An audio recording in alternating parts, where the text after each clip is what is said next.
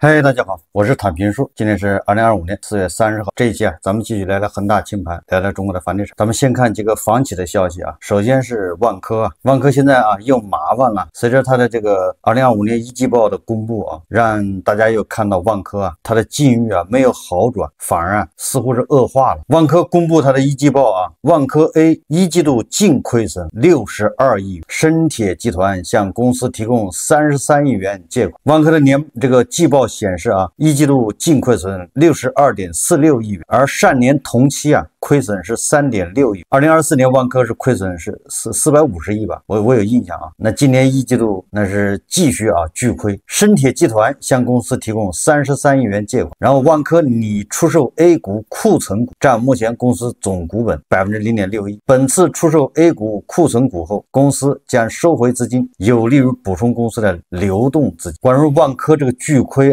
咱就不多说了，以前节目说了很多了，自己去想。首先要知道万科这公司到底是谁的，然后掌舵的人又是什么人，所以说难免会出现穷了寺庙，富了方丈。这个庙不是方丈的。深铁作为大股东借33个亿给万科，那显然就是万科已经无米下锅了，跟大股东借钱。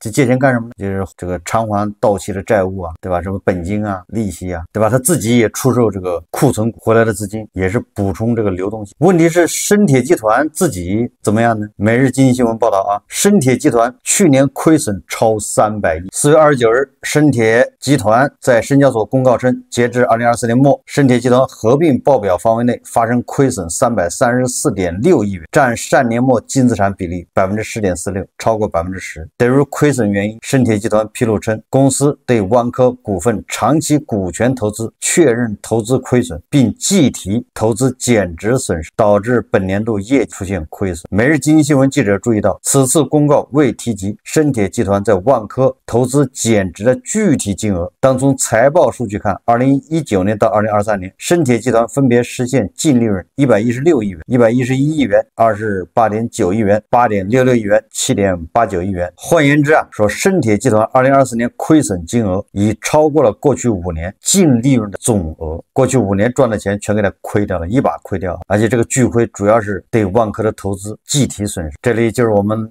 经常说的深圳国资委对万科要施以援手，不会见死救深圳国资委有这个实力，也有这个能力拯救万科于水火之中。事实上是什么？事实上大家就不禁要怀疑这个深铁集团这个小体格子，他拯救万科怎么看怎么感觉好像是小马拉大车。这个深铁集团自己叫泥菩萨过河自身难，他还要背着万科这么大的一个病号，背得动吗？这就好比什么？好比一个400多斤的人掉水里了，然后这时候岸上一个80来斤的他妈说要他救他，那怎么救呢？对吧？不把他妈带水里就不错了，你不救吧，也就是对吧？一个企业进行这个清算，你要救的话，那就2个一起清算十有八九深铁集团自己日子也不好过完了这个还借33个亿，他已经巨亏了，完了还得出血给这个万科输血，对吧？借33亿要回不来怎么办？这个大股东给万科借钱是没有抵押的，不像银行借把你资产拿来压过来。如果但凡还有资产抵押，他就可以跟银行借了，不用跟大股东借，跟大股东借是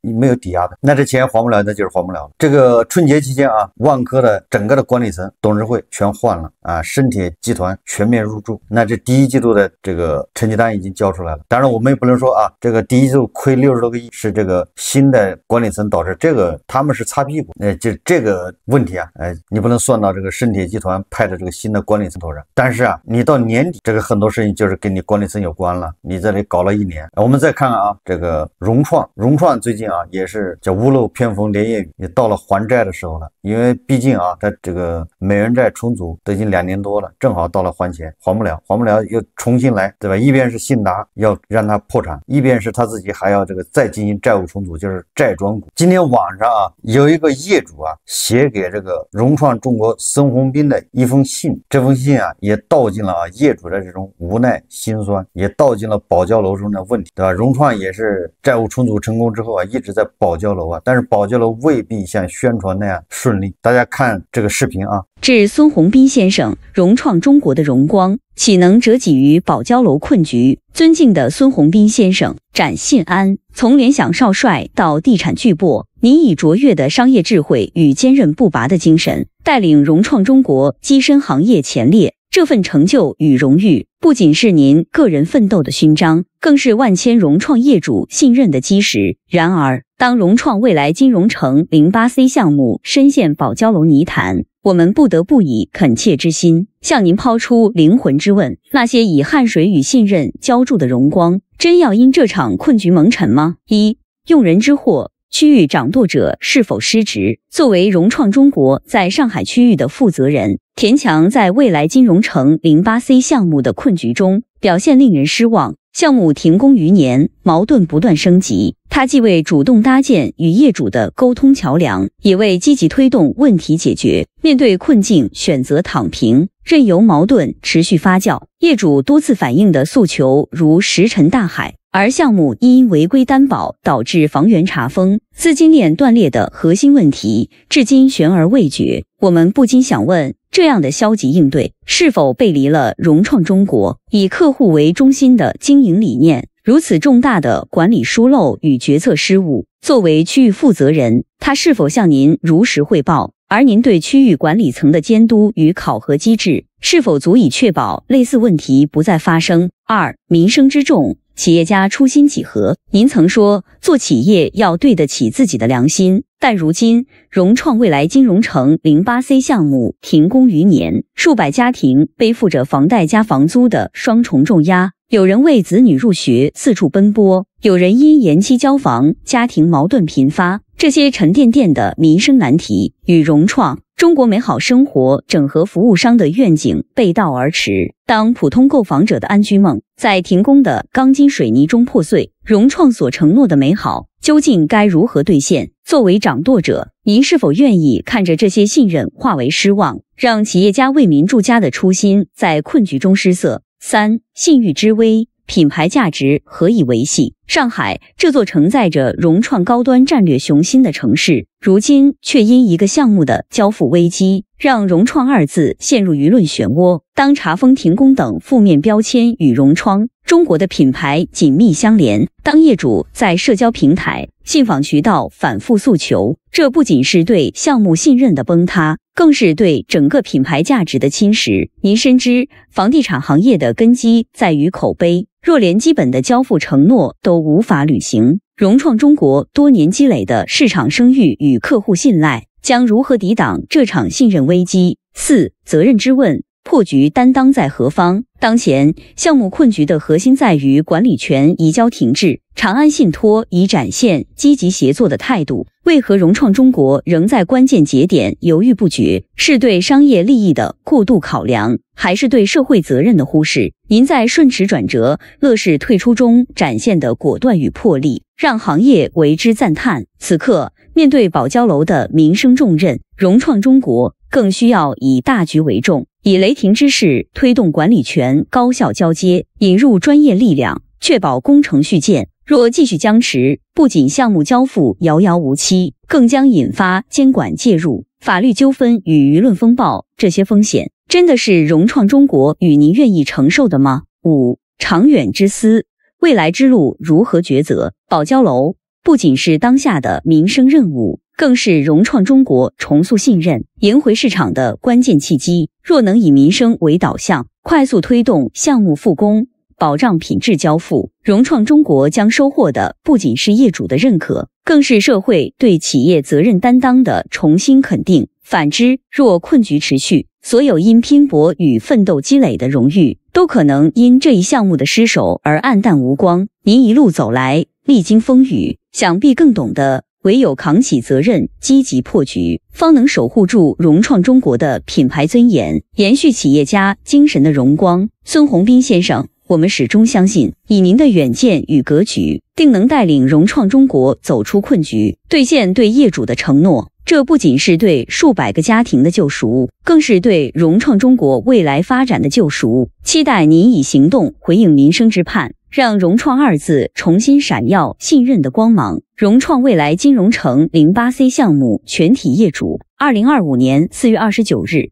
有很多业主啊，有时候自己深陷其中啊，就是不识庐山真面目，只缘身在此山中，当局者迷啊。也就是他买了融创的房子，他希望融创，但是他没有办法看到这个大局啊，融创也是无可奈何，无力改天啊。融创遇到的保交楼遇到的，实际上其他的房企都一样，没有什么区别。我们再看两个央企、国企，你就知道这个事情，对吧？它就像癌症一样的在扩散，在蔓延。你首先是这个中国房地产报报道，2024年经营现金流骤降近90%，上海本土国企陆家嘴现销售困局。首先一个啊，陆家嘴大家知道吧？我记得应该是去年或者前年，苏州啊不有一块那个独地嘛，上面盖了一个英国的一个什么小学，对吧？结果英国人较真啊，才查出来那个地环保不达标啊。大家还有印象？那设计的就是陆家嘴，我有印象，陆家嘴开发的中标的那块。结果那个中国房地产报报道啊，2024年经营性现金流骤降90%，什么意思啊？再严重一点，那就是眼看着就要爆雷了，就是现金流都没有了，现金流快要断了，下降90%，没有现金回来。现金流下降一般的，要么就是他还款还的太多，要么就是他卖房子卖的太少，房子卖不动，贷款贷不来，融资融不来，现金流不就没了吗？这个全年实现营业收入146亿元，同比大幅增长37%，归上市公司股东的净利润15亿，同比增长5%，看着还不错啊。你看看，就是它的业绩感觉还不错，但是啊，他说这是上海本土国企上海陆家嘴金融贸易区开发股份有限公司交出的2024年经营成绩单，这一业绩看似亮眼，但细究财务数据，其经营质量却暗藏隐忧。2024年陆家嘴经营活动产生的现金流净额仅13亿元，同比骤降88%，创下近年来最大跌幅。对于现金流的下滑，陆家嘴在年报中解释称，2024年住宅销售回款减少以及支付梅园社区土地款导致，多的不说了啊，因为它下面非常长，也就是陆家嘴在上海开发的楼盘，它也卖不动。说通俗一点，完了这边还有土地款要，所以它经营性现金流一下下降90%，这个就是一个信号啊。如果2025年继续卖不，那对陆家嘴来说意味着虽然它是上海国企啊，是不是也要爆雷啊？刚才深圳地铁是深圳的国企，对吧？这是上海国企。这个另外一个啊，中海地产现在晚上对中海地产作为这个房地产行业的头部企业啊，中海地产2024年财报已经公布了啊，也是股东的收益啊下降将近40%，业绩下滑的同时啊，最主要的是中海地产各地项目质量问题接踵而至，引发了业主们强烈不满后频繁维权。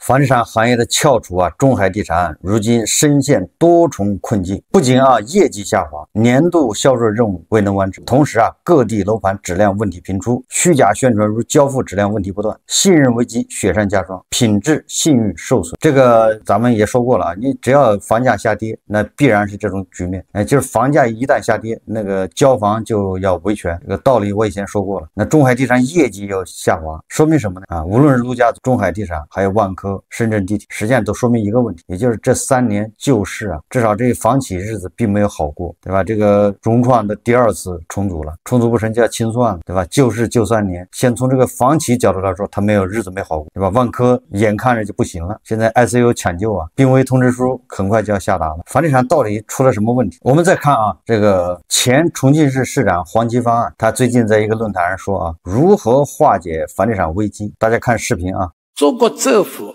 是个万能政府，就缺了一个宝贝。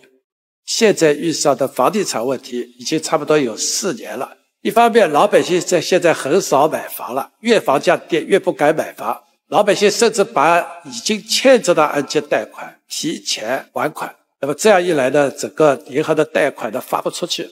另一方面呢，房产商倒是希望银行给贷款，但房产商风险大，对房产商不敢大胆的像以前那么样的给房产商贷款，所以这样一来，对房地产的开发贷，对老百姓的按揭贷总的贷款总量要比4年前减少40-50%。那么当一个行业突然出现这么多的下跌，当然是一个非常大的冲击。如果它再掉20-30%，就会带来经济中的3个危机：一，老百姓的房子都变成负资产，会断供的危险；第二，就是房产商可能大量的倒闭破产；第三，银行一旦破产了，银行就出现大量的坏账。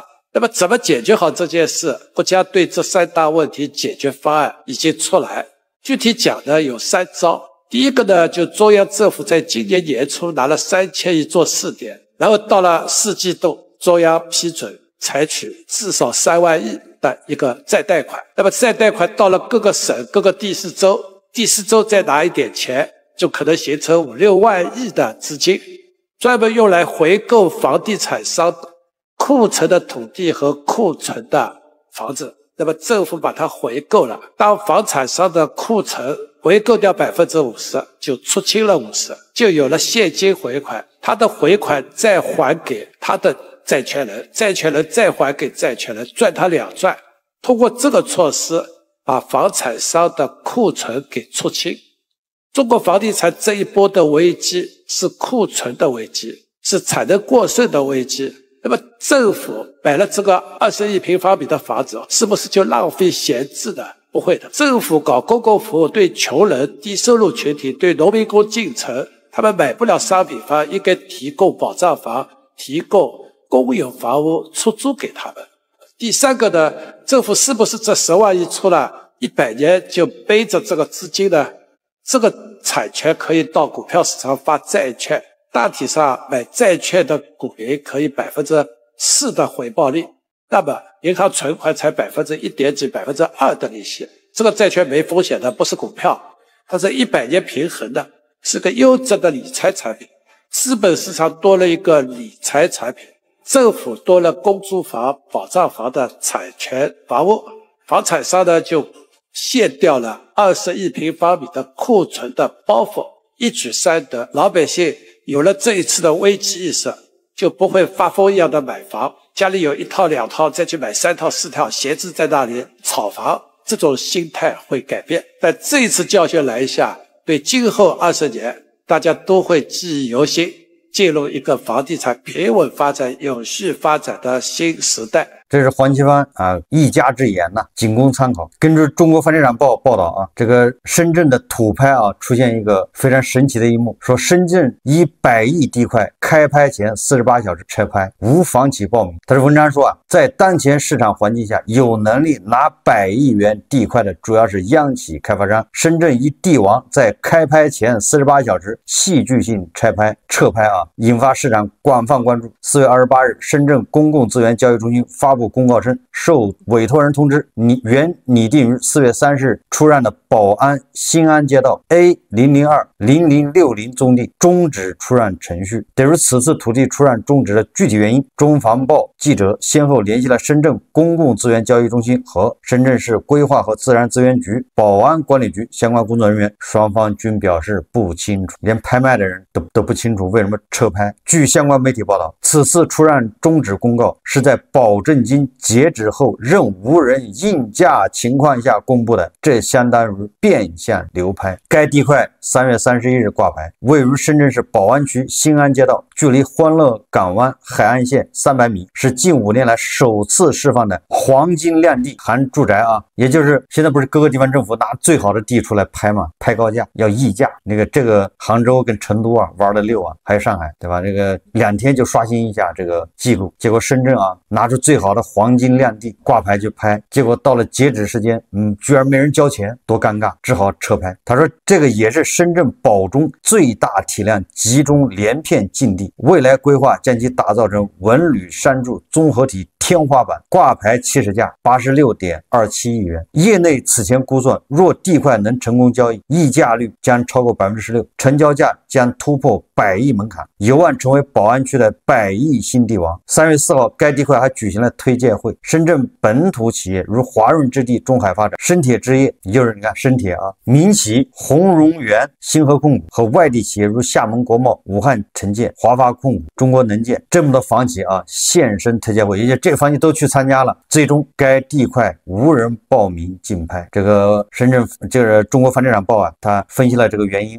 但是从我们角度来看，对吧？咱们一直说你这么割韭菜，总有割到头的时候。这个不就是拿最好的地出来吗？搞地王，对吧？上海一直这么干，这个还有杭州、成都，是不是？咱们在节目一直说你这个能不能持续你这么玩下去，有钱的韭菜毕竟是有数结果你看深圳玩脱了吧，卖不掉了，至少说明这个大家不愿意再出手了，真的到头了。击鼓传花呀，这块地100亿，你就把它打造成什么？开发商也在算账，害怕卖不掉啊。拿地100亿，那你开发呢，对吧？最后你这个体量至少300亿，你得找这么多韭菜，这个有钱的韭菜来割啊，那让他来买，对吧？这都考验这个房企的这个实力啊，考验这个高端韭菜的这个能力啊。所以我一直说啊，这个各个地方啊，疯狂的推地王，这个模式不可持续。你靠拉地王拉高周边房价，再带动这个城市的房价，这个和拔苗助长，这个和制造泡沫有什么区别呢？对吧？这个深圳啊，这个地王流拍，实际上就是敲响了警钟了，这就是一个信号。如果还有地方政府还这么做，迟早要爆雷啊！你看啊，这个《扬子晚报》报道啊，说南京差点诞生新地王，疯狂竞拍226轮之后，位于南京河西中部的 G28地块，在4月30日举行的土地拍卖会上，以总价32亿元被招山蛇口拿下。时隔9年之后，再次站上4.5万元的关口。你看看啊，这个是不是各个地方还在玩这种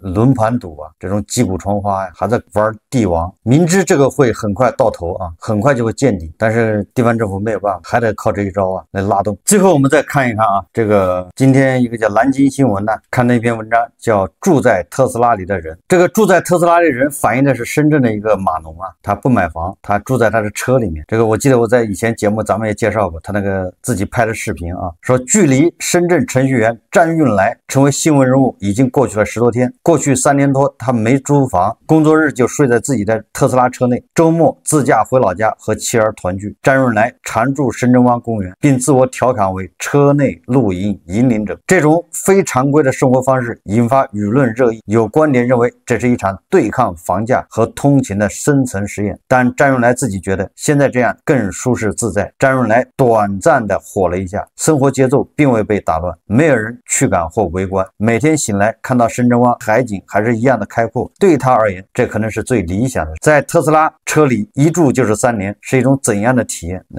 大家对这个张运来啊最好奇的就是车居生活的成本。这个张运来说啊，自己啊每天的开销也就100块，这30块钱是车子产生的费用，停车费10块，然后这个加上充电10多块啊，另外的70块呢是吃饭、健身、洗澡花费。而他所停车的那个深圳湾啊附近的房价那是高端住宅区啊，著名的深圳湾1号3月挂牌均价是23万每平米，所以这个张运来啊认为他的车就是移动海景房。短暂走红之后，一个中年人决定抓住流量。某个寻常的周五，张运来驱车300多公里回家，躺到床上时已接近12点。他打开手机，发现自己上了今日头条热榜第1。次日，同学老友都发了贺电，调侃他火了。张运来直言，第一感受自然是兴奋。从2022年开始，他就在社交账号上发布户外唱歌的事，有时在海边，有时在桥下啊。虽然点赞寥寥，现场看起来没什么人围观的人，但他确实享受这份分享和记录。张运来抖音号粉丝不足1万，算不上大规模走红，但新闻报道确实为他带来了一些关注。朋友们开玩笑让他抓住流量。这个长期以来都在拍视频的中年男人决定继续保持分享，提高视频质量，时不时开播回答网友如何车居疑问。虽然直播最多的时候啊只有数百人，但张运来觉得流量本来就是来来去去，不火也正常。也就是啊，张运来啊突然被报道火了之后，他想抓住这个流量，但是事实证明啊，不是所有的流量都能接得住的，这个流量一会儿就过去了。肯定有人啊对张运来这种住车里面感兴趣，但是啊这个人数是有限的，所以张运来这个受众啊本身它就有，再加上自身条件啊是不是适合做自媒体，对吧？然后还加上精力啊、时间啊，对吧？他本身是码农，他有没有时间？他是不是对吧？既要上班也要做自媒体，那很难做到，很难兼顾啊。所以这些都是现实问题。但是我倒是觉得啊，年轻人呢要拥抱这种生活方式，这没什么丢人，对吧？如果你有条件买辆车，那就在车里，对吧？住上2-3年，你从现在开始住个2-3年，那就相当于为自己节约了好几十万上百万呢，对吧？这个目前的形势来看，你越晚1年买房，你越省不少钱，对吧？像深圳这种地方，你买套房子怎么着300-500万，对吧？买个二手的老破小，而这个老破小价格都是稳不住的，对吧？你买300-500万，等到2年之后啊，恐怕就变成跌个20%以后，那就是70-80万，100万没了。你就对韭菜来说，你挣100万，那比登天还难，但是赔100万那很容易，对吧？就是一个错误的决定而已。所以对这些啊，在深圳飘着的年轻人，还有上海、北京的啊大城市飘着的年轻人，现在又不想去买房，因为搞不清楚房价到底怎么走，也有可能不跌了，也有可能还要跌，涨是很难。所以在这种情况下，住车里面也是一个不错的选择，尤其是那些单身汉一个人。好，这期节目啊，我们就聊到这，感谢大家收看。如果喜欢我的节目，欢迎订阅。转发，也可以在下方留言评论。谢谢大家。